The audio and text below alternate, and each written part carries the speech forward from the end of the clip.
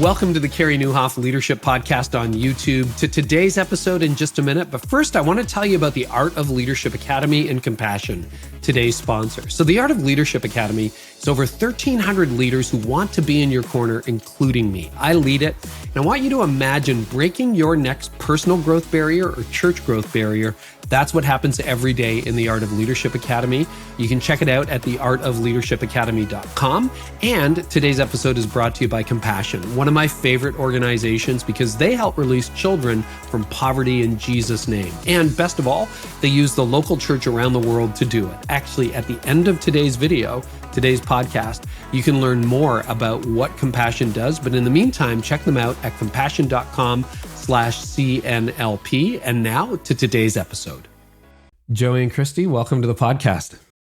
Thank you. Thanks for having us. Appreciate it. Do we get a backyard cookout like Karen got? No, we're going to a restaurant. Sorry. That was my favorite part of that episode. She's like, we got to get out there. Our family's out there and we got ribs. Well, Tony's out of town, and like basically I got like steak, that's it, or chicken or something. That's all I got. So kind of called Thanks out. for having us on. But we'll So take glad it to be dinner. here. Hey, it's been a long time in coming, and I'm really fascinated because a lot of young leaders listening to this podcast, and you guys I find incredibly inspiring. So I want to back up, start with your stories, and then we're going to talk about entrepreneurship. We're going to talk about getting noticed online, branding, which you guys both specialize in, etc. But Joey, I'll start with you.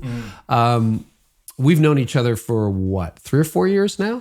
Probably? Yeah, probably a year and a half before COVID. Yeah, So a year and a half probably, before COVID. It's funny how it's just sort of like ADBC. It's like, right? Absolutely. Yeah. Okay. So good. So, and I know some of your personal history, but you didn't fit in well at school. Like you found the traditional education system. By that, I'm not talking about university. I'm talking about kindergarten, right? Yeah. Like way back when it was challenging, and you started your entrepreneurial journey early. So if you could unpack your story, and then I want to hear yours, Christy, as well. Great. Okay, yeah. We could do a whole episode, I'm sure, on this, but didn't fit in well, like you said. Early age, ADHD, diagnosed. A lot of people throw it around ADHD now. I'm like, I'm an OG ADHDer, like actually diagnosed. I remember sitting in the room with a doctor when I was so young. So ADHD, processing issues, that's a really interesting one. So my brain does not process information certain ways very well. Which is fascinating as I learned that. And then a couple different small learning disabilities, which, set me up to not have a great time in the traditional education path. So how did that show up? How did that manifest? High energy. Just ask his mom. High energy. When does this kid turn 18? Yeah, right? seriously. Can we get rid of him? Really social. And so I think naturally being really high energy and really social, going into an atmosphere where I didn't fully, you could say, keep up at the same rate other kids kept up, I would fall behind, and my only way to kind of stick in socially or whatever you say is maybe getting myself in trouble. So that's probably how it showed up. I've been a troublemaker since as early as I can remember, getting myself into trouble at school. And what did that trouble look like? So super comfortable with conflict. So it would always be conflict, not peer to peer, but like myself to authority. So it was always getting into it with teachers, youth pastors growing up, pastors, whatever it was, any type of authority that I could somehow get into trouble with. I somehow found a way to get into trouble with. And you're an Enneagram 8, right? Yes, to the bone. Oh, yeah. So I wish I would have known that earlier because it probably could have helped me a lot, but I definitely did not know that. So yeah, story starts with that. I went to a private Christian school growing up.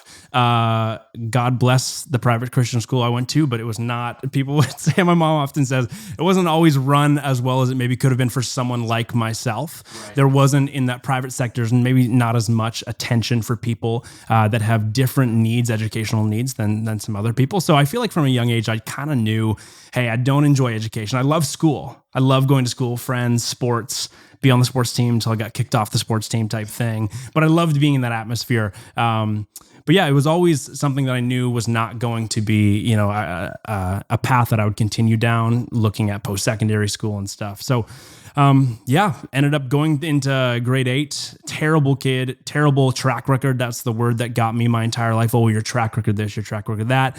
Walked into my first day of grade 8, got put in a class with a teacher that threw a chair at me the previous year. We did not have a good relationship. Oh, your teacher threw a chair at you? Yeah, did not have a good relationship. And I remember she walked in first day of grade 8, and I went, man, last year, got to push through. I'm so excited to get on to high school. Hopefully it's going to be a fresh start for me. Hopefully I can reset my track record. And I remember she came in, read a bunch of names off a piece of paper and said, hey, if you just had your name read out, please pick up your chair. You're going to be going out to a portable outside. You have a new teacher. And we were like, oh, interesting. So it was kind of like a bunch of the bad kids and a few other kids that got lobbed in with us, had to go outside of the portable. Our school got some new portables and I walked in. There's a gentleman sitting there, never seen him before. He was a brand new teacher at the school and he called kids up one by one.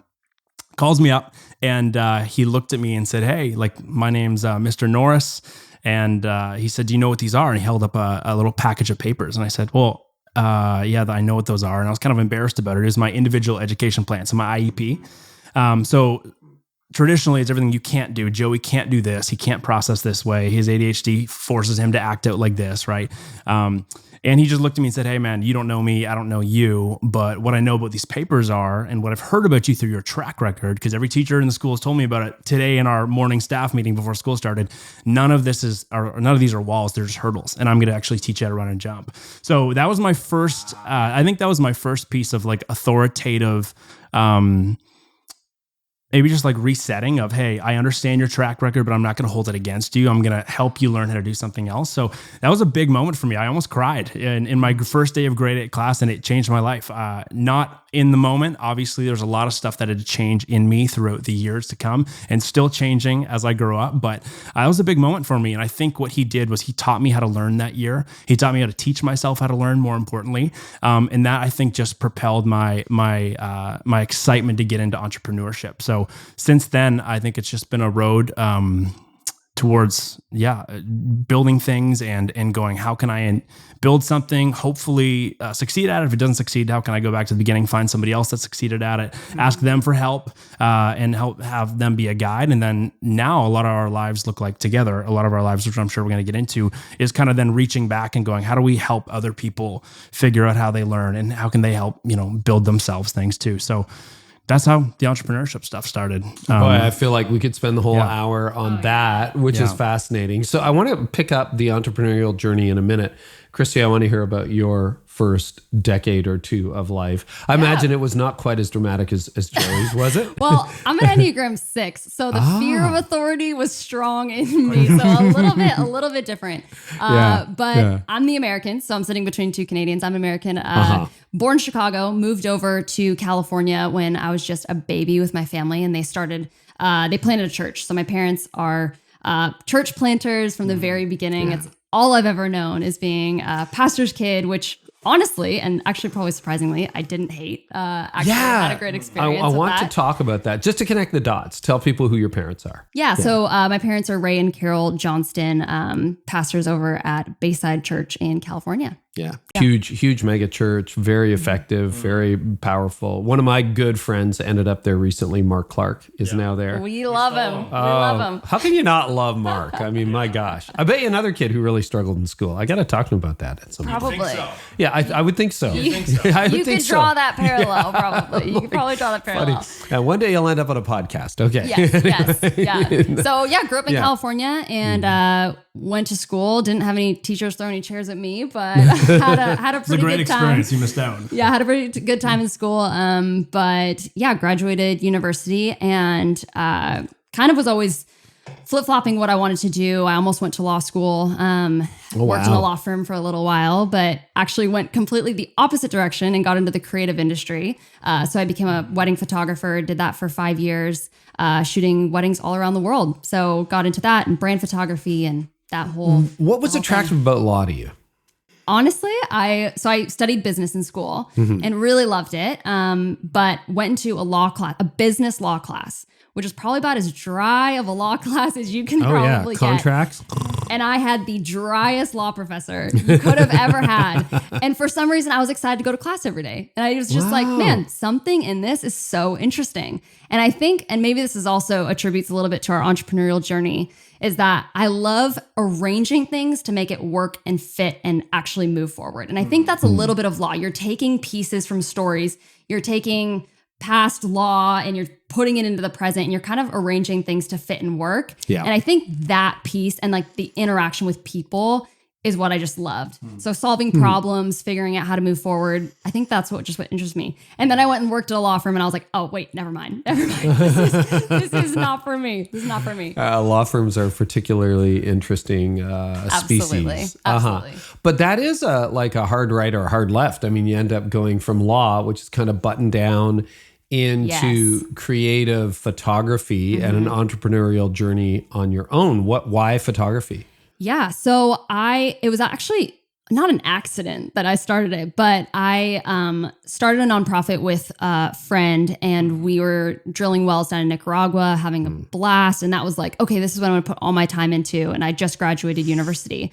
Student loans, all of that kind of stuff. I was like, man, the nonprofit bills right now are not paying on this startup nonprofit. So I was like, what skill do I have? And I was like, okay, I've had a lot of people ask me to like shoot their senior photos from school or their wedding or whatever. Right. So I was like, okay, I'll give myself 6 months. If I can make this into like something that could be full-time so that I can do the nonprofit stuff and not have to get paid by the nonprofit. That's like my goal. Like, I don't want to have to be paid by the nonprofit. I just want to be able to do stuff for the nonprofit. So gave myself 6 months and said, if I can turn this into a thriving business, then great. And if not, I'll do something else. And after 6 months, I was flying around the world, doing all these things and having a full-time income with it and just kind of ran with it.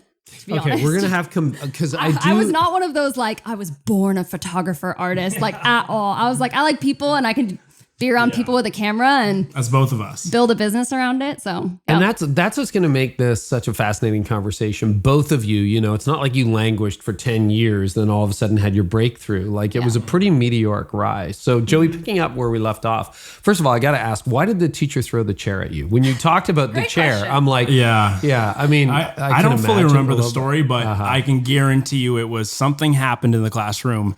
No one was going to take a stand against the authority. So I was like, great, I'm in. Put me in, coach. So that was me. I was like, if anyone needs to step in and do something to oppose the authority that I thought was being abused, whether it was or not, I think that was kind of my role. So, I don't know.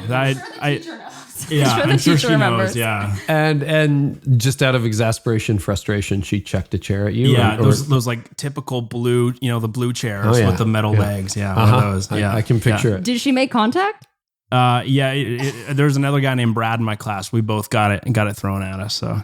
Wow. Yeah. It was a couple crazy years. So, I've been reading 10 Years After Everyone Else, David and Goliath by Malcolm Gladwell recently. And one of the arguments he makes, which I think is interesting, if you look at the number of highly successful people, CEOs like Richard Branson, I'm going to get the math wrong, but something like a third of them are dyslexic. And the usual narrative is, I succeeded despite my dyslexia. And the spin that Malcolm Gladwell puts on it, who we also had on this podcast, was he says, well, what if it was because of? Like, what if the inability to conform to the typical mold is what actually made you stand out and search other things? I'm curious on your take for that. Like when you look, because I think I was like, I'm significantly older than you are. But I probably am ADD. I don't know about HD, but ADD for sure. And I've had friends who are doctors sort of say, yes, this is true. And again, I was an okay student. I wasn't a great student. Once I hit university, I kind of found my lane. But I kind of propelled me, like, I'm not going to work for other people. I'm going to do something on my own. Like, how did that impact your entrepreneurial journey? Or can you see the dotted line or the straight line? Yeah, of course. I think it's probably a lot of things, and I'm sure Malcolm could nod his head to that and give a lot of educated examples on why it's a lot of things. But for me, I love the quote, and we've all heard it, the pain of your past is your fuel for the future. And I think if I look at my past, the story we were just talking about where my grade 8 teacher said, hey, here's your IEP. Do you know what this is? I said, yes. I think what he taught me how to break my track record that year. And really, if I was to put that into a business objective narrative, I would say he kind of taught me how to rebrand. He taught me how to rebrand myself personally. And I think if I look back to what I do now and I go, okay, why do I do what I do now? And why am I so excited about it? And why do I feel like it comes so naturally to me? I think it's because that was really my only option. It was like I either learned how to rebrand or I would follow what my principal said. Oh, you're going to be in jail by the time you're 17, right? So it was like, oh, he taught me how to rebrand. So now I look at life. I feel like that's now shaped my worldview.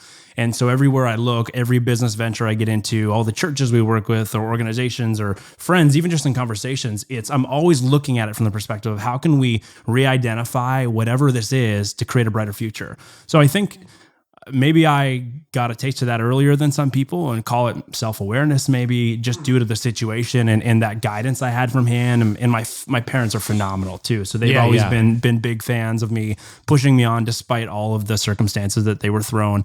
So yeah, it's probably a mix of a lot of those things, but I think it's that critical moment that I had that had such a large buildup of pain.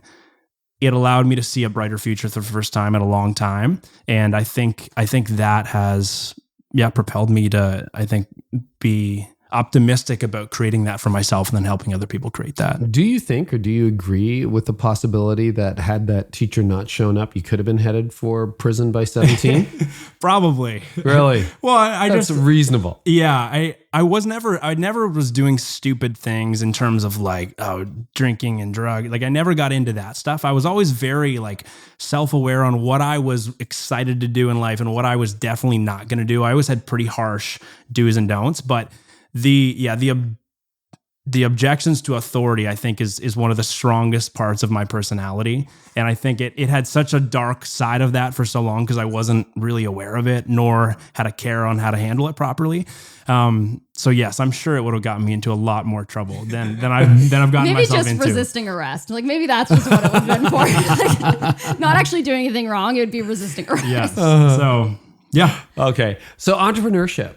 You were really young when you started, not the side hustle, just a job. You didn't go and, work at a corner store or most of the, got a job at camp. I think you did work at a camp, yes. But you know what I mean? There's sort of a path for a teenager. Yes. Your path was really different. What happened and when did you start? Yeah. So I got to the age, 12, 13, where you're starting to get a little bit more independent, and I'm a big extreme sports guy. So we used to do a lot of stupid things, jumping off bridges into water, cliff jumping, lots of skiing, snowboarding, skateboarding, all of that fun stuff, biking. And I remember I was always the kid going, well, somebody has to take a video of this because it's either going to work or somebody's going to get hurt. And either way, it's a great video, right? So I was always the kid who was like, oh, I'll film it and then I'll do it. And then I can pass the camera to you, you can film it. And so I think I started shooting videos, and it was all video, no photo, all video, hardcore at probably 11 through 13. I would come home, make a video or two a day. Like it was all I wanted to do was create something and take just it for your friends, take right? it and show my parents, take it, show my grandparents, take it and show my friends' parents and scare the daylights out of them. Because like, what? My kid jumped what on a bike, And I think over time I turned 12, 13 and people started saying, wow, I saw the video your mom posted on Facebook that you made. Have you ever thought about maybe doing a video? Could you shoot a video of this for my business? And I would go, oh, totally. So as the 13-year-old, I'm running around with a little backpack of camera gear on a very cheap budget camera, set of equipment. And I would start making videos. And what I learned was, wow, I can actually help people solve problems. They're coming to me with this type of problem and I can fix that for them. And that was for someone who was always told, you can't do anything, you can't do anything, you can't do anything as a kid, that level of, ownership over helping somebody do something at the age of like 13 was really, really addicting. It was really fun, right? So I just latched on to trying to help people solve problems. And I think the first method of that was filmmaking that I found, which then took me into marketing and took me into a bunch of other stuff. So yeah, I started a company at 14 and I just went, this is what I'm going to do with my life. I'm just going to get myself through high school. High school was great for me, by the way. I really turned, I think, my reputation over in high school, which was phenomenal. I had great relationships with my teachers. And I think it's because I finally found something I could channel all my energy and everything into, which really allowed me, I think, to have a better experience with people. So got into that at the age of 14. And I kind of say to people, right place, right time. That's when social media really started to take off. That was the earlier days of Instagram.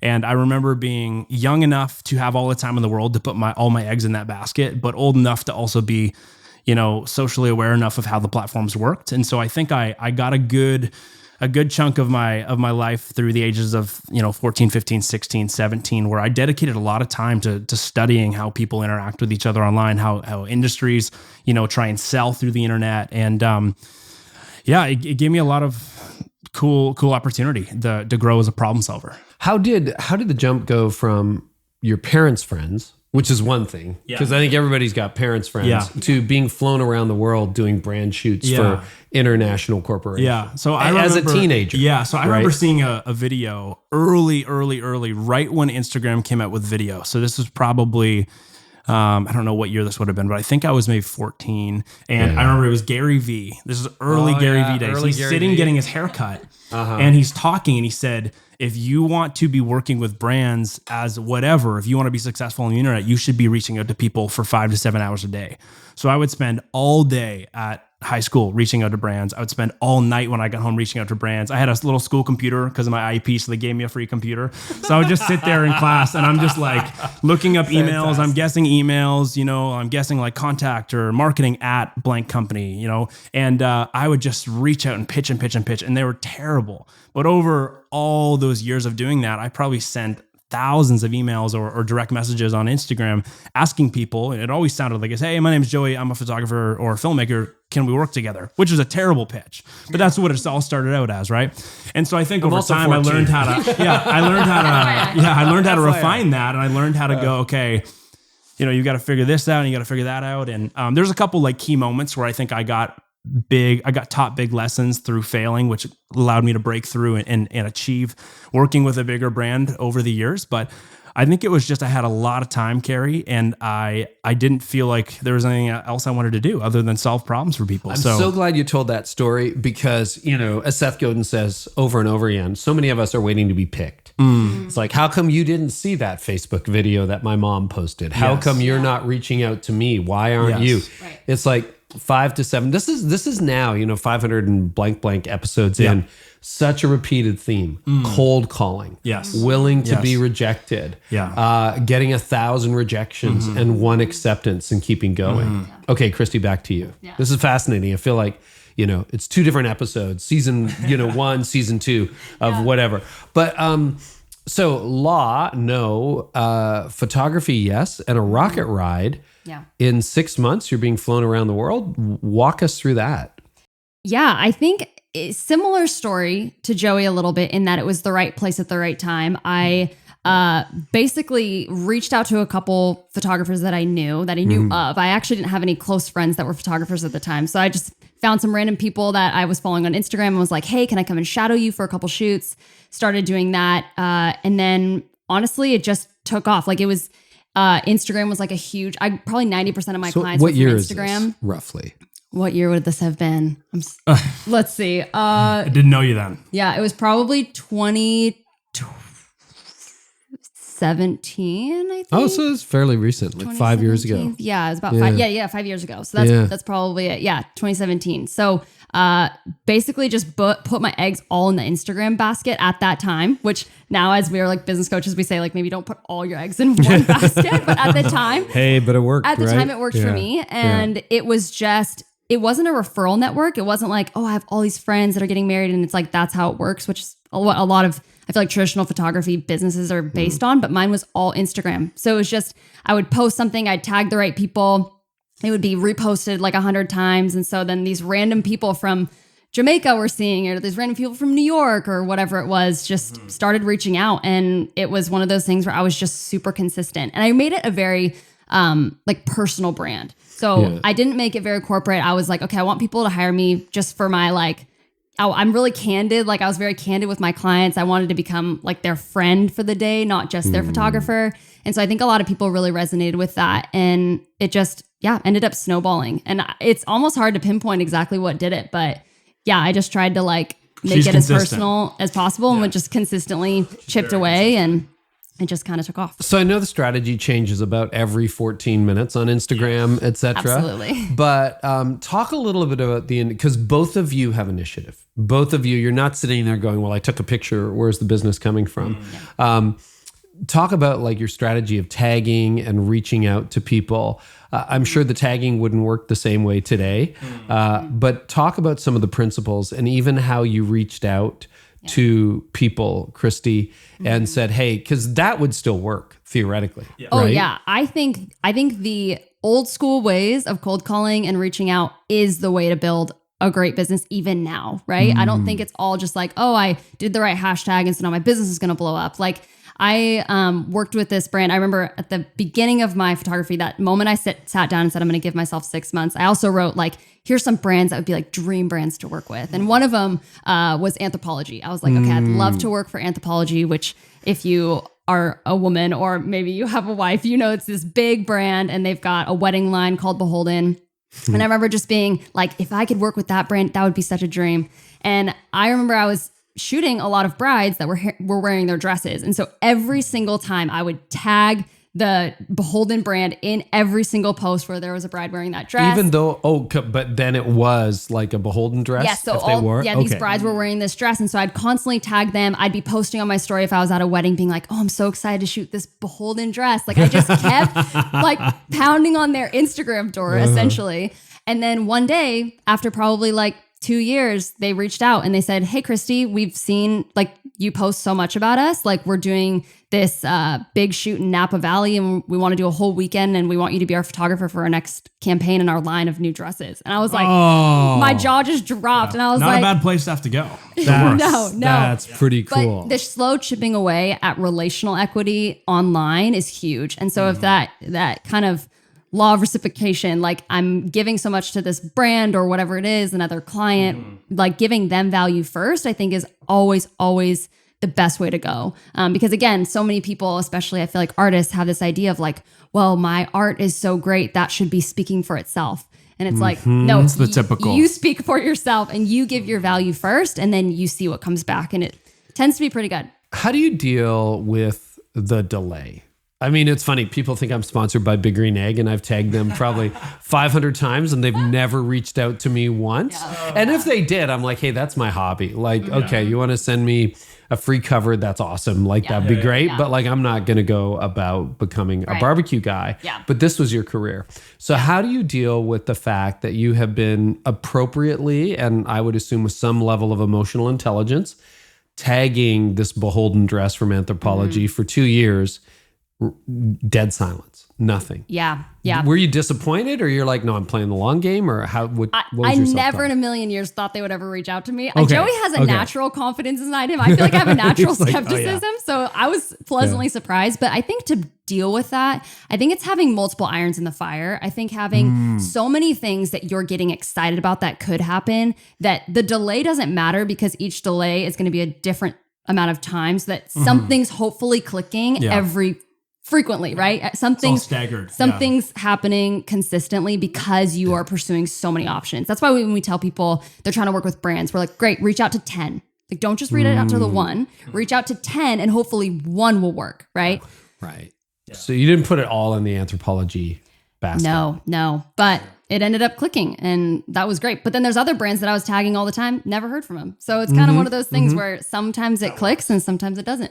So I want to talk before we move on from personal narratives, but you did love being a pastor's kid. Yeah. And that is such a rare story. Yeah. You have a vibrant faith, a great relationship with your mom and dad today. What were some things that went right in your childhood? Oh, that's a great question.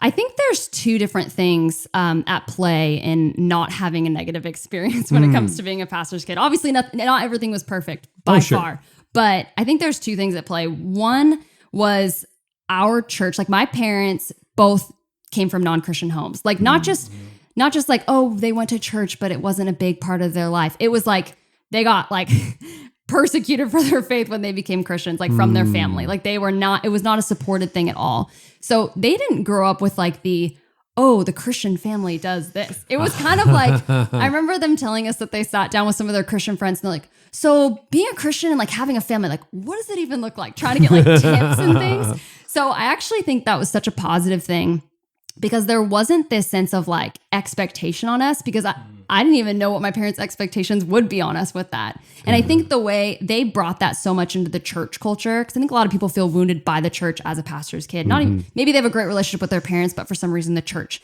felt like it was pulling them back.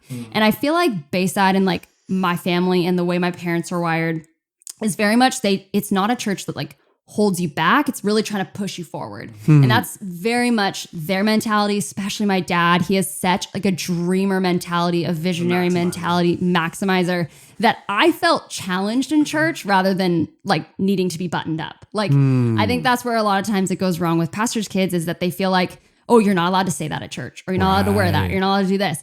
And I felt like at church, it was almost like we're being challenged and pushed and like what's possible for you in your life, that I felt like I had to like show up and get excited and be like moving forward because things were moving and shaking in my church. That's so really cool. It wasn't this traditional like stuffy church experience. And so I think that was one key piece in that, it being a positive experience. And then secondly, like my parents make it like so easy to love them because they just try so hard with us, and I never felt like I was second to the ministry. Like I never felt like I was like in the background and we kind of got the scraps of my dad's time. Like he did everything he could to be at every like baseball game, soccer game, whatever it was, some dumb play we'd be in, he would be there. He would fly back early from a conference, or every single time, like if I called him right now and he's in a board meeting, he would pick up. Like 100% would pick up. So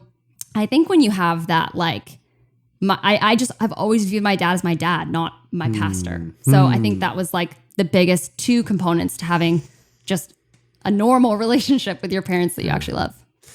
Joey, you've got a funny meeting story too, involving LAX, how the two of you met. Yeah. So you want to tell us, give us the nutshell version of it? It's just fun.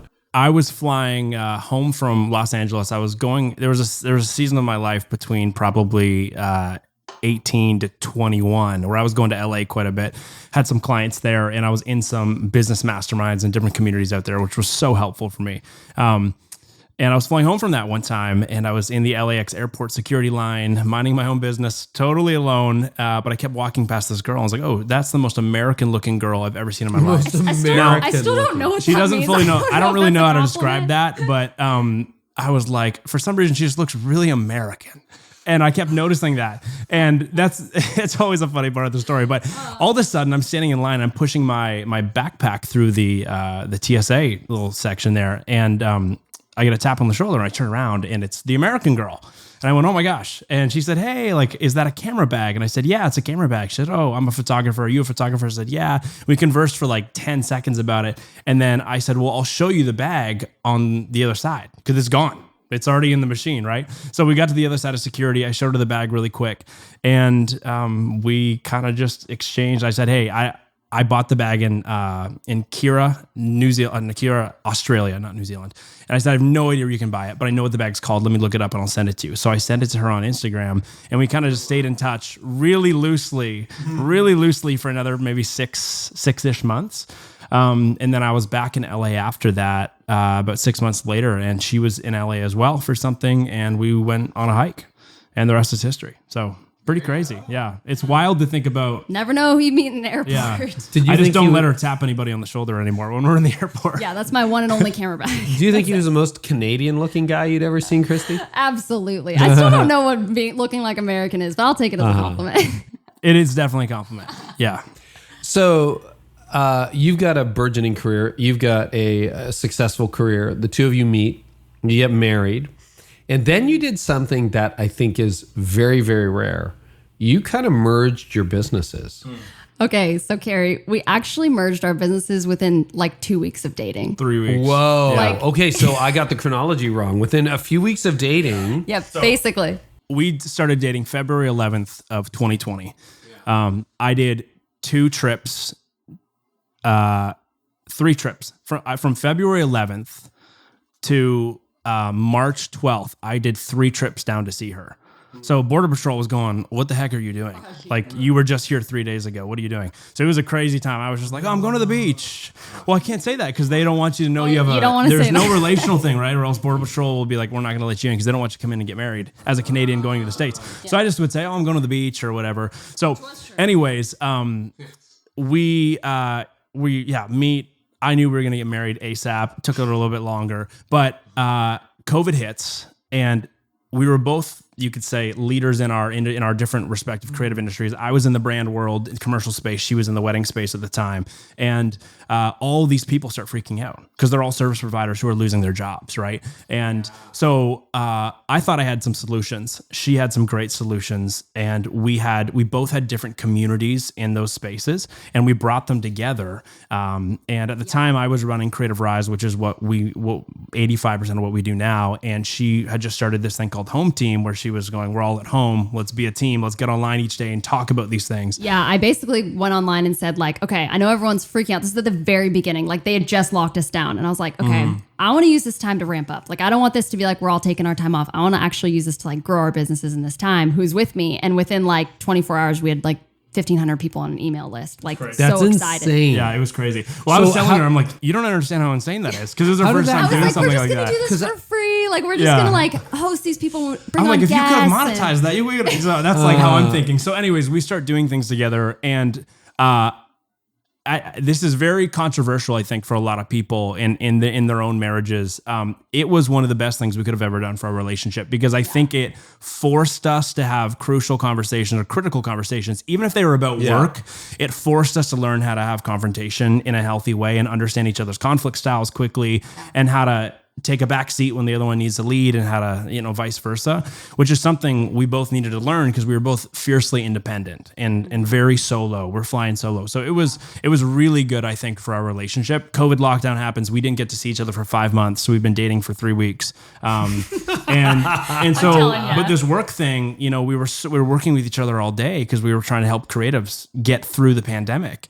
And I think it was phenomenal for our relationship, and it's been phenomenal ever since. I will never not work with her because she has so many things I don't have, and I think vice versa. And more importantly, I think she sharpens me in ways that I really need to be sharpened in our, non-work relationship, in our marriage. But I think that also carries into our working relationship, and I think we're both better for it. So, absolutely. Yeah. What would you add to that? Yeah, I would say with Joey being naturally confident, and then I would say with myself being naturally like Enneagram 6 skeptical, I feel like there are so many entrepreneurial nudges I had growing up. Like, I think I was born very like wanting to build things, wanting to like take that action and take fast action on things, but often stopping myself being like, but I don't know if I can really do it. Or like, I don't know, those like internal like critic comes out. And I feel like us working together, Joey has been like such a champion. He like, if you know him and if you've ever been like talk to him about anything, his favorite thing in the world is championing other people.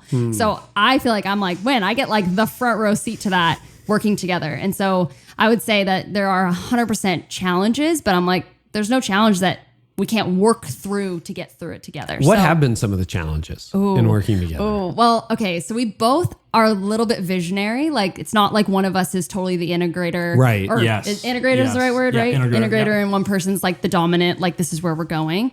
So I feel like we have butted heads more than a fair share of times on kind of direction of things and things like that. But so break that down. How do you get through that? Yeah. Because my parents worked together. And I always, Tony and I, my wife and I, we met in law school, and I said we could never work together. And now we're working together, but it's working out great. Yeah. So I'm like a real student of this.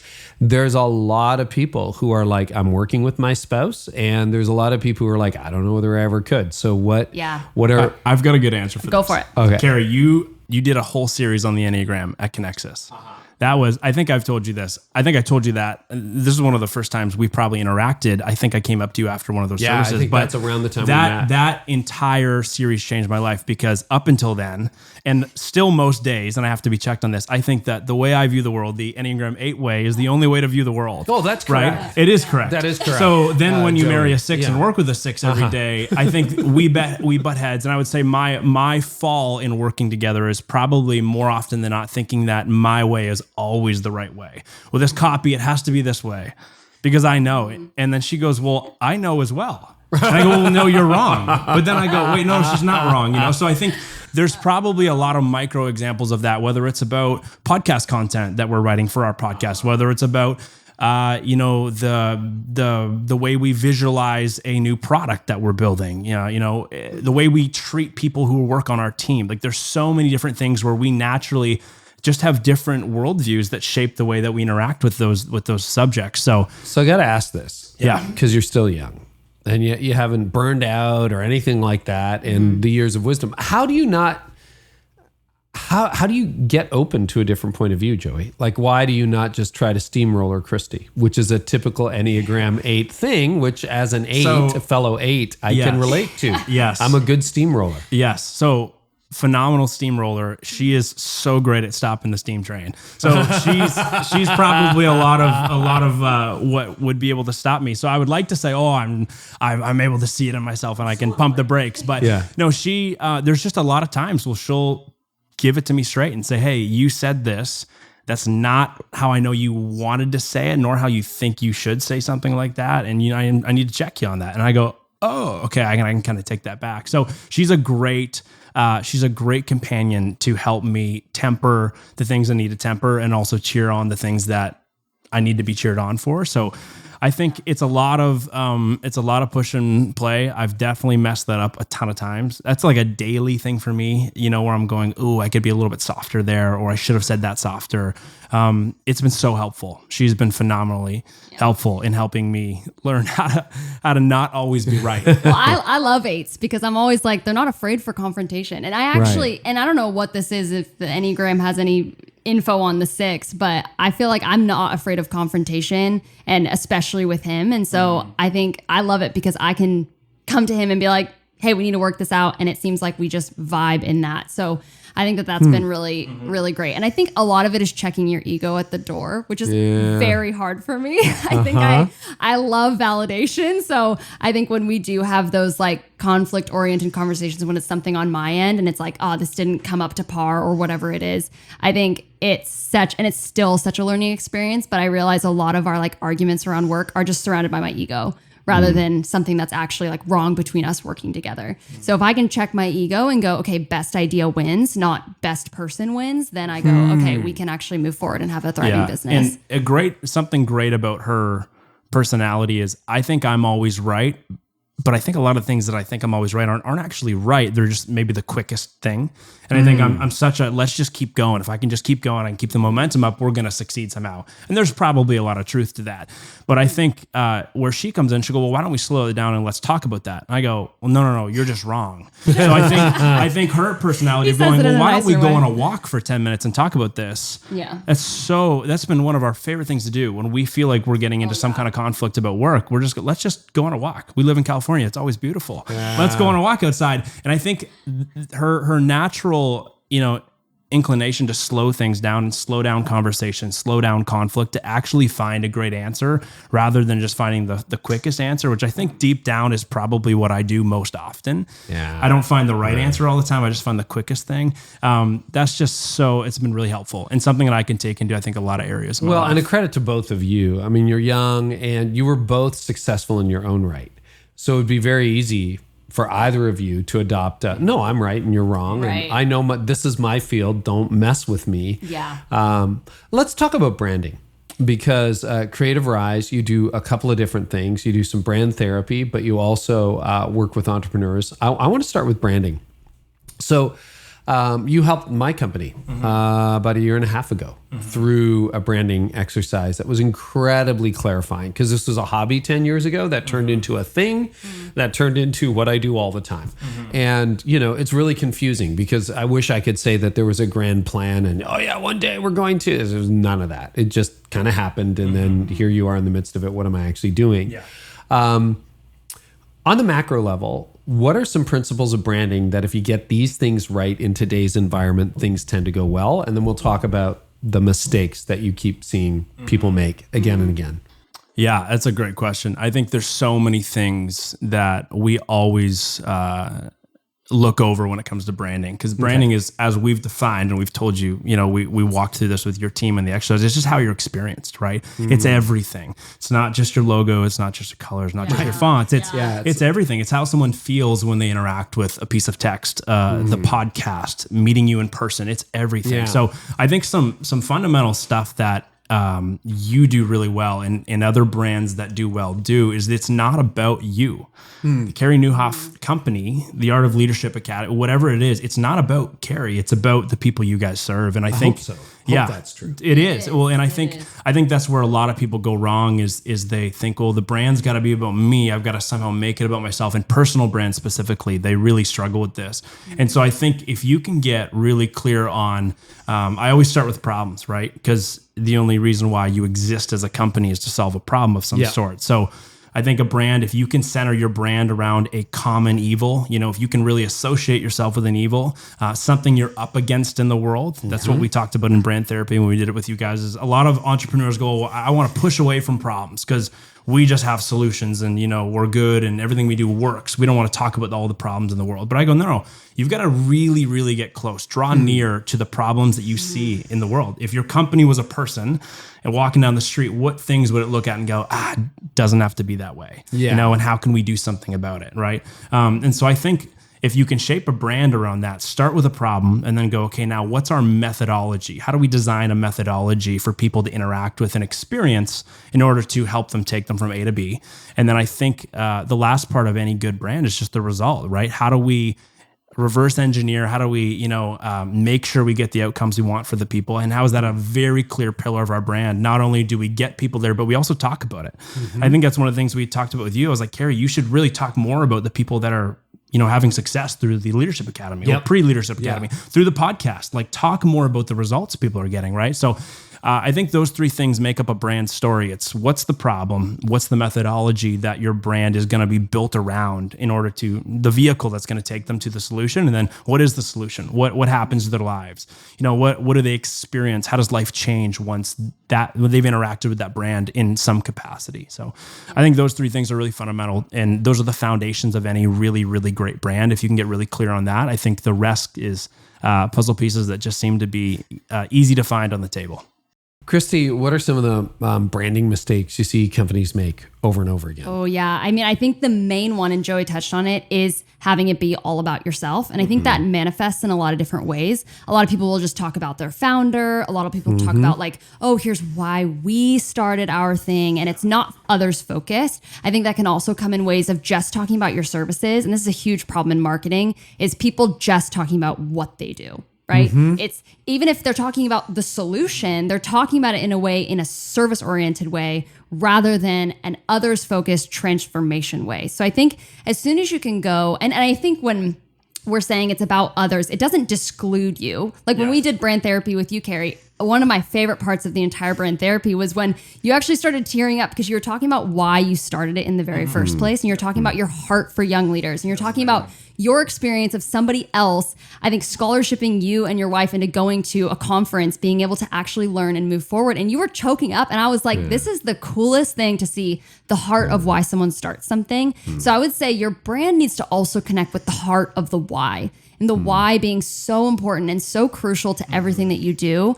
And when you get the why right and you get the pieces of like the methodology down and you can then align your whole team, I think that's when branding and marketing and all of that stuff becomes fluid rather than disjointed. Because I think a lot of teams feel very disjointed. They feel like, okay, the social team is like talking about this because it's a trend. And then we've got the people that are actually doing the products in this side, or we have like the pastors on stage talking about this, and everyone's disjointed. Everyone has all their different opinions and nothing is moving forward in alignment. And I think great branding and great action on branding is when everything's actually aligned, which is why we do what we do. Yeah. And it's so mission driven, which should resonate with most of the leaders who listen to this podcast. And it's so funny, I hadn't thought about it from a branding perspective.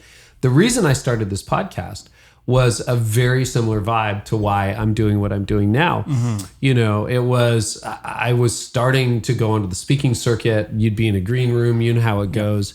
You have these amazing conversations with people. And I would always leave going, I wish my staff could have heard that. I wish the elders could have heard that. Sometimes I wish my wife, I wish everybody could have heard that. Yeah. And, I'd been a podcast listener for years, and I thought, well, I'm just going to try to bring those conversations to the world. Yeah. And that's part of what makes this tick. Like you and I, we have spent a lot of time together off mic, in California, here in Canada, on the road, etc.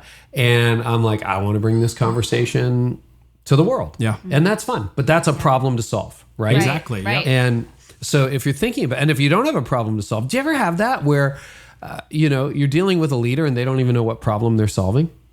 All the time. It's quite popular. Yeah. Or I think even worse, this is probably one of the main things I see leaders dealing with is they know what problem they solve, but they have no idea how to actually communicate that to the rest of the team, right? And I think that's where so many organizations get stunted is they go, the leaders go, I know what we're doing and I know what problem we're solving if everyone else could just get it. And it's like, you have no framework for how you actually talk about how you guys solve that problem. No wonder they don't get it, right? And so I think that's what's so fun about our job is we get to step into organizations and go, okay, you might get it, but nobody else does. How do we make sure every single person here gets it and not only gets it, but feels empowered by it to the point where they know how they're a part of it and they know how they can push it forward. And so, I think both of those things. Sometimes leaders don't quite know, and sometimes when they do know, they very, very often don't know how to communicate it in a proper way to rally everybody around it. Yeah.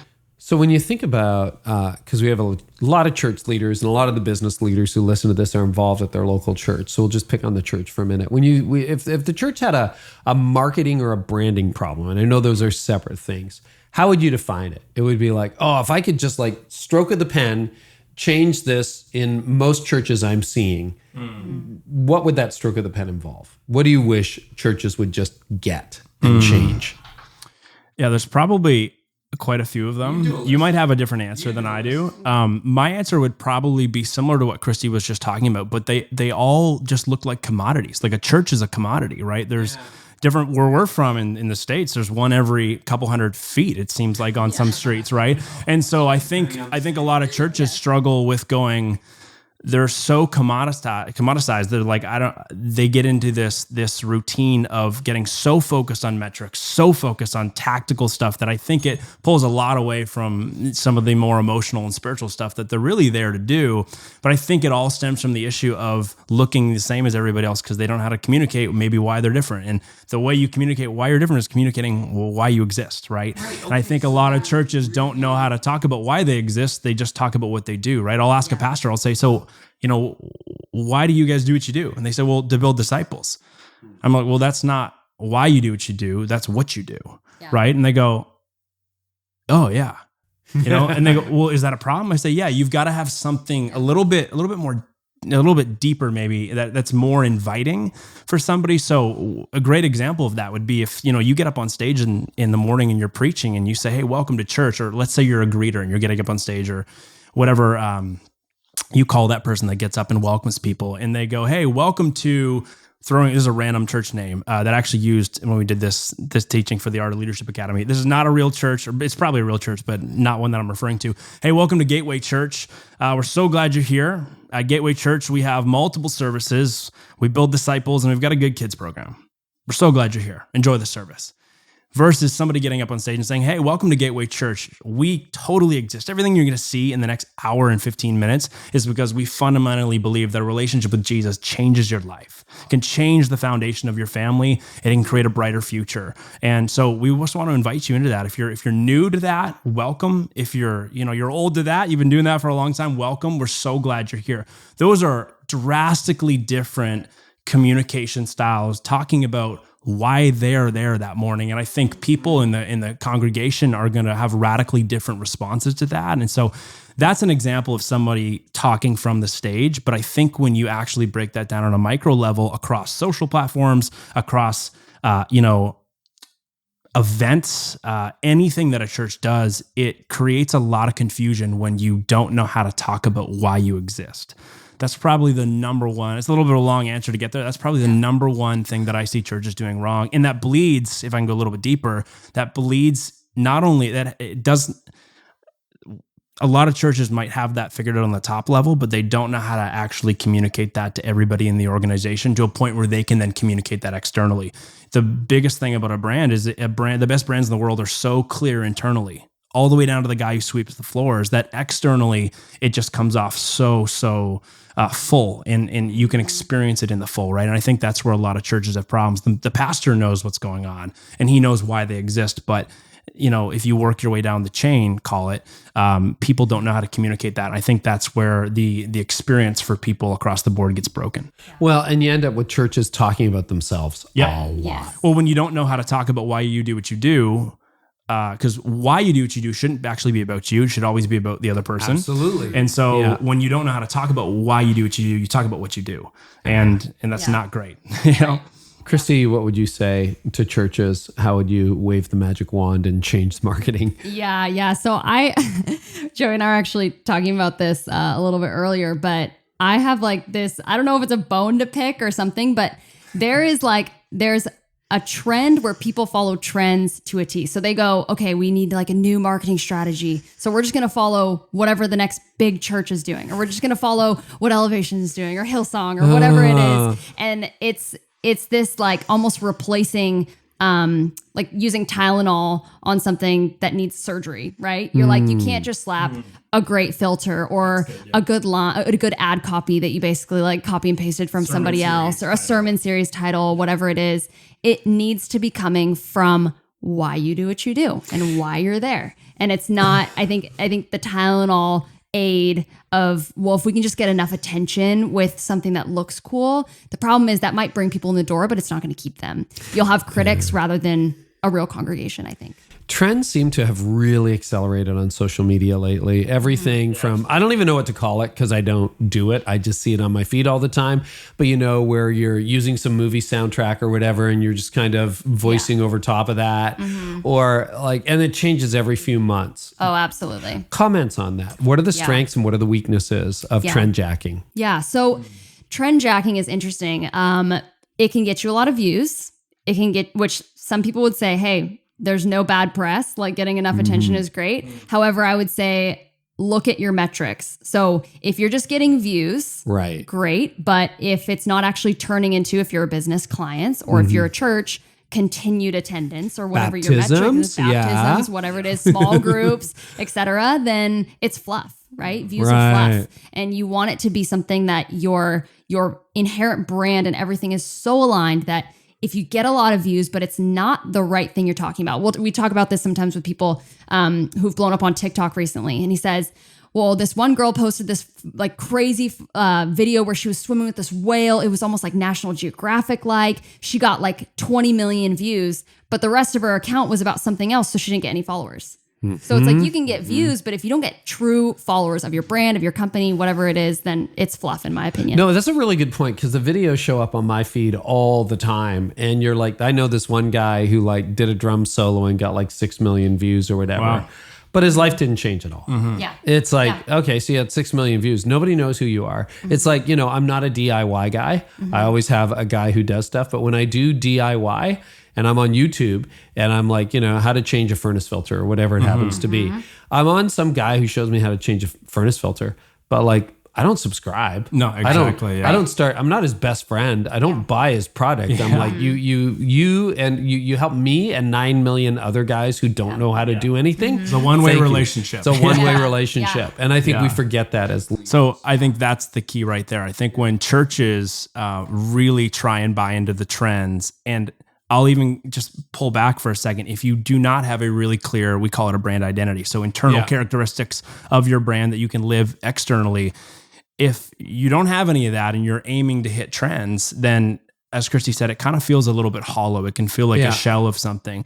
I think, so my opinion on the trends, Christy was like, oh, I'm not a huge fan of them. I think trends can be great, but it's a secondary thing, right? Because if you don't have all the other stuff, the brand identity solid and a consistent message going out, the second you start to try trends, like you said, it just turns into a one-way relationship because there's no other intrinsic value or something to chew on for people, right? And I think in the long run, I think that can really hurt. And it's a huge waste of time. It's a huge waste of a church budget to put somebody on, hey, go find trends for 6 hours a day, and it never does anything for you, So, yeah. Oh, wow. No, that's really good. And, that kind of morphs nicely into the other thing I wanted to talk to you guys about, which is really you coach a lot of young entrepreneurs in the digital space, whether that's photography, but people who are trying to make a living online. Yeah. Got a lot of those people listening right now. And they tend to be under 30 or definitely under 40. They tend to have some kind of traction, but they're trying to build traction. And that's another recurring theme on this podcast that I love coming back to. A lot of people want to be known online, but they don't have anything to be known for, right? In other words, I don't actually know what I'm doing. So talk about the work that you do with young entrepreneurs and the masterminds that you run. What are some keys to actually developing something meaningful and successful online? Yeah, great question. So a lot of the people that we work with are very left-brained, very creative. And so what we do is we just try and help them engage the part of the right brain that they don't engage often, right? So some of the tactical stuff. And I think it kind of comes down to that. One of the biggest things that I think when we see people really take off and do well, whether it's people we're watching from afar or the tons of people that we get to actually guide, the people who do well are people that really, really fundamentally finally understand how to be a problem solver. And we've talked about this a ton on the podcast. I've used that word a ton, but I feel like I've got a book in me somewhere down in my future about that. But I think it's when people go, okay, I'm trying to make it. And yes, if you're going to be known for something, you want to be known for being against something. Well, I'm against this problem, right? Carey, you're against, leaders being underdeveloped and burned out. You're against leaders ruining organizations because they're underdeveloped and they're undersupported, all of that stuff, right? That's what you're against. And so I think when we see people, whether they're photographers, social media strategists, social media managers, filmmakers, graphic designers, all the people that we help across the board in that underneath that kind of creative one label that we throw on it, I think the big thing that gives people momentum is they finally go, okay, I'm not a creative, I'm a problem solver. I'm not a photographer. I'm someone who shows up on your wedding and captures the best day of your life in the way you want it to be captured so you can relive it every day of your life. Yeah, and you so look what at is the problem for a wedding photographer? That's a great example. The problem bad is capture. So there's a lot. There's there's different types of problems, right? There's external problems, there's internal problems, there's philosophical problems. Yeah. So it's like the external problem for a wedding photographer would be, well, they don't have wedding photos, right? So you got to hire someone to come give you your wedding photos. Yeah. The internal problem might be, I'm actually worried that I'm not going to be able to connect with my photographer on the day. Therefore, I'm going to feel uncomfortable in front of the camera. And therefore, my wedding photos are going to be something I look back on and go, I look really uncomfortable. I don't enjoy these photos. Yeah. That might be the internal problem, right? And then the philosophical problem could be something that's a lot deeper than that, And so I think when you start teaching these very, again, left-brained people, some of these more tactical approaches to things like that, it can get really cool. And they get really excited because they go, whoa, I'm not just showing up and clicking a camera. I'm actually completely revolutionizing how this bride is going to feel in the moment of all these photos. And if I can make that bride feel so cared for and comfortable, no matter what the photos actually look like, she's going to love the photos for the rest of her life because she just sees the moment when she looks at them, right? So, and that's why you're able to charge a premium, is because you've then connected with the heart rather than just being a commodity by offering the same service as everybody else. Yeah. Right. So that's if where you can scale things. You avoid the race to the bottom. Yeah. Again, quoting Seth Godin, right? Because you can always find somebody cheaper to shoot your wedding. Absolutely. Always. So let's talk about that as a model. I think we had Jasmine Starr on here and she talked about that as well, because she started as a photographer, right? But there is a race to the bottom, and that's true with all services. Like, I'll do your wedding for less. Great. Well, I've got an uncle who has a nice DSLR and he'll shoot the wedding for free. Classic. Right? Classic stuff. So when you're I don't even know what it costs to shoot a wedding these days. What's a high-end number to shoot a wedding these days? Oh gosh, well it can go astronomical, but I would say like in California, maybe like $5,000 would be like you have a nice wedding photographer. Definitely not the top. Top would be more like $8,000. $9,000. Okay, so let's say it's $8,000 or $9,000 to shoot your wedding, and I'm like, well, I know somebody who can do it for $4,000. What do you say? If I was the 8 or 9, the 8 or 9, yeah, absolutely. I would say Absolutely. There are people that will shoot your wedding for free. And that's great. And if that's what you want to do, that's awesome. I would say that my approach is for people who are looking for, let's say if we're in the 8 or 9, we're talking about more like celebrity clients or influencer, people that are worried about maybe like privacy, things like that, or wanting that quick turnaround for a magazine, whatever it is. I would say I know that your wedding is something that should be absolutely so personal, and it's something that you deserve to be the first one to see those images, be the first one that's going to be having access over what they are and what you can control in that scenario, and how much you want to remember that day for what it really is. And so I'm going to be there to not only be the day of person, but I'm going to work with you for 2 months before, and we're going to develop an inspiration board. We're going to come up with ideas for your wedding so that you can have not only the best day of your life, but also photos that are going to be exactly how you want it to be captured. I put you on the spot 100%. I just want everybody to rewind and listen to what happened. You know what you didn't do? You didn't talk about yourself. You didn't get defensive. You didn't try to justify my camera it. has this many megapixels. Yeah, you did. Yeah. Let's talk about that. I've been editing for 8 years. I've been editing for 8 years. Yeah. You know, I've won this many awards. I've blah, blah, blah. Yeah, exactly. Do you know who I am? You didn't play that card. It was like, well, what you want is. I think that is so rare in marketing. It's like my pet peeve when I teach. I do the Art of Online Influence course. Yeah. And one of the sessions is on do not use the word we, do not use the word I, use the word you. Talk about your clients, talk about the person you're trying to help. You're frustrated, you're stuck. Yeah. You had a vacation, you came back more tired than when you left. What do you do with that? If I'm like, I had a vacation and I came back more tired than nobody cares about me. I say that to my staff all the time. Sometimes when I'm reviewing copy, I'm like, nobody cares about us. We have to remember that, right? Yeah. We're here to serve the person. That's like underscore. Okay. Yeah. So getting noticed, other tips for getting noticed online. We talked about monetization a little bit, but just for the person who's like, I'm still waiting for my breakthrough. I think if you staple this together, if you start to weave it together, better analogy, you got cold calling, you've got tagging, you've got patience, you've got setting yourself apart, focus on the client, knowing the problem you're going to solve. What else for people who want to get noticed? Yeah, I would say one of the main things, and maybe this is just simple, but it's kind of like niching down to your content. So it's not talking about everything, because if you talk about everything, no one's going to listen because it's not directed at somebody. I think you need to get crystal clear about who you're talking to and what they want to see, and just rinse and repeat every single time. You probably only need, let's say if you're a social media manager, if that's your business, you're trying to get companies to give you their socials to run, you talk about 5 things over and over again, and those 5 things only. That's all you need. So all you need is to repurpose content that's going to focus on the stress of having to run your own Instagram all the time and how it's so awful, and talk about that problem.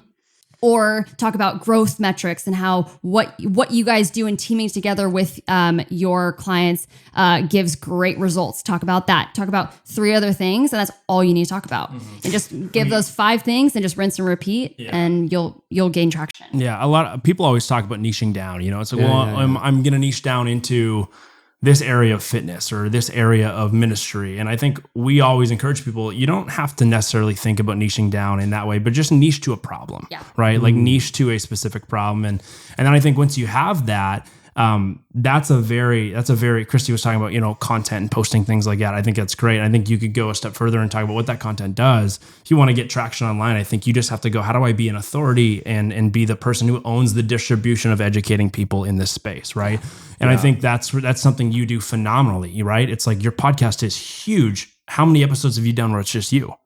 Oh yeah, like 5, 10. Yeah, and so, but it's because you own the distribution of knowledge, right, in this space. And so I think if someone's, let's say they're, in ministry and they're wanting to build their own kind of online ministry, they're feeling like, hey, I want to build a social channel that's going to reach youth, the ages of 13 to 17, and I'm just going to start one. Well, it's like you've got to somehow be consistent enough and in enough pockets of people, not pockets as in like getting money, but you got to be in enough areas where people are going, oh, this person is an authority in this space. And I think the second you become known for giving more than you take, and you become known for, well, he's the person that educates me on this. And I think also, we were talking about this earlier today too. Alex Hormozy, I don't know if you know who he is. Yeah. I've been following all him the lately. stuff. Yeah. Thank you, John Acuff, for the match. Yeah, he's so smart. But he always says, you'll always do well if you can do a couple things that surround your offer. But one of them that he talks about that I love is cutting the time delay. So it's like, you want to blow up on something. It's how do you cut the time delay between the problem and the solution that people would ever consider listening to you or watching you or liking something, that you've posted for. So it's like, okay, if you're going to be, let's go back to that example. You're going to start an online ministry that reaches people 13 to 17. Well, what are their problems and what are the solutions that you have as someone who wants to minister to them? And then how do you create an environment that's going to cut the time delay and make that, consumption quicker and make that problem, disappear faster. So, it's like, how do you just develop a brand and then develop systems? And as we were talking about earlier, what's the methodology to what you do? How can you increase the amount of output, I guess, your methodology can have? And there's so many different ways we could talk about that. But yeah. And a little encouragement if someone feels like, oh shoot, I feel so overwhelmed. How am I going to be an authority? It's really not hard to become an authority online. You just got to be consistent for about a month or two and people will start thinking you about being that person. Like I'm sure Carey, people are like, you're the green egg guy. Oh you're the expert on lawns. You're the lawn line guy. Like it's not stuff you don't even try and necessarily be the expert on. It's funny when you land and it's like, it's like because my life is very uncreative. It's like, I'm usually at the Big Green Egg or mowing my lawn when I'm home. But I love talking to Dave Ramsey about it. One of the questions I was so excited, I thought about this question for years is, you've talked about the same thing for 3 decades. So how do you not get tired of it? You look at his post, 7 baby steps, comes up all the time. Those baby steps haven't changed in 25 years. He just talks, and you know what he said? Every day somebody wakes up broke. And I get to show them for the first time. I asked Gary Chapman about this. We spoke at a conference in Edmonton. And he's there and it's like minus 30 Celsius, which is the same as minus 30 Fahrenheit. It's ridiculous. You're dead. And I'm like, what is he doing here? And, the 5 Love Languages, I think, has sold over 25 million copies. I'm like, if I'm Gary's age and he was well into his 70s, what am I doing in Edmonton in January? He's not even keynoting. And he goes, there are people who haven't heard. And that's true. There's somebody who bought the 5 Love Languages today, and he's still talking about it 30 years after he first wrote it. So I think this is really good. Guys, I feel like we could talk for days because we do talk for days sometimes. But we got to go to dinner. Next time, Big Green Egg or the boat or all of the above. All the above. Yeah, we got rained out on the boat, so hence a podcast episode. So anyway, people are going to want to follow you. Tell us about where you are on social these days and also Creativ Rise, where they can find that. Yeah, so at Joey Speers, any social platform. We're mainly on Instagram and TikTok these days.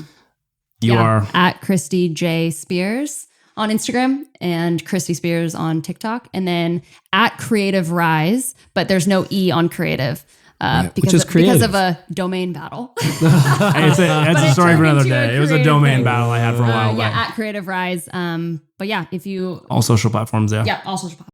Awesome, guys. Thank you so much. Thank you. Yeah, great convo. Thanks for having us.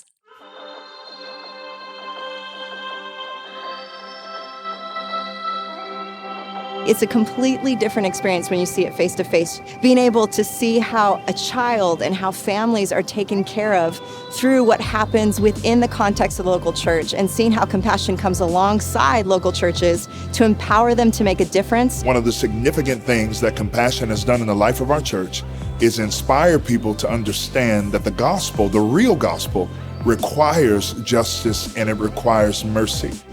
Our partnership with Compassion International has just taken our external focus to a new level as a church, which I felt God wanted us to have. And there is an energy in our congregation about making a difference on the other side of the world. At the end of the day, I'm a local church guy. I think it's one of Compassion's distinctives is all of their work is done through the local church on the ground. As you come close to people in the global world, God will teach you things about yourself that you would have never otherwise learned. And so it's beautiful to be able to come alongside Compassion so that you can grow in your view and your perspective of God. I see Compassion as an on-ramp, and it's really given us the opportunity to share the importance of sharing with others. It's really increasing our capacity as an entire church to love and to look beyond our own selves and to see the needs of others. I look at Compassion as a real gift to how we could really shape and impact the heart of our congregation to be more in alignment with the heart of God. This is a great partnership. It's a great tool that helps get people to join in something that's built in the kingdom of God. Our partnership with Compassion, it really allows us to see and do what the Bible calls us to do. And that's what we want at the end.